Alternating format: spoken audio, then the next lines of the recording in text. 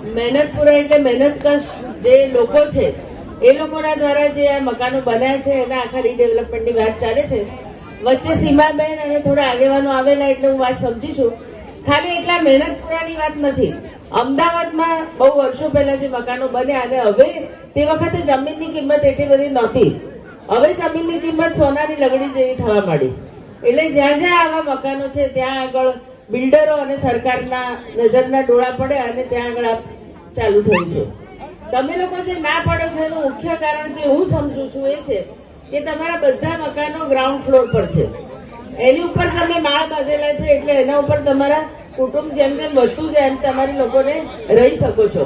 તમારા બાળકો પરણીને આવે એટલે એ લોકો પણ ઉપર રહી શકે. જે નવા મકાનો બને છે, તમને જે નવા મકાનો આપે છે એમાં તમને બધાને ગ્રાઉન્ડ ફ્લોર તો મળવાનો નથી. કોઈએ બીજા માળે જવું પડે, કોઈએ 7મા માળે જવું પડે. એટલે સૌથી વધારે તકલીફ એ હોય છે. બીજું, જે મકાનમાં તમારી પાસે 2-3 માળ હોય એટલે તમે એમાં તમને તો એક જ મકાન મળે નાનું અમથું. આ તમારો પ્રશ્ન નથી. અહીંયા આગળ વચ્ચે મોટેરા આગળ મકાનો પડી ગયા ત્યાં પણ એવું થયું છે. એટલે ત્યાં પણ એ લોકો નકારતા હતા. વાડજમાં રામાપીરના ટેકરા ઉપર જે હવે અત્યારે નવા બની ગયા ત્યાં પણ ઘણા લોકો એના માટે નકારતા હતા. એટલા માટે કે ગ્રાઉન્ડ ફ્લોર પર ઘણા બધાના તો પોતાના દુકાનો અને ધંધા પણ હતા.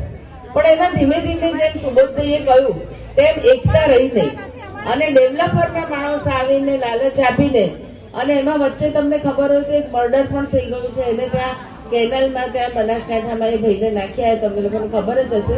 દલિત સન્માનના જ કાર્ય કરતા હતા અને અમારા વોર્ડના પ્રમુખ જે છે સ્ટેડિયમ વોર્ડના નરેશભાઈ વકીલે એમાં કામ કરે છે.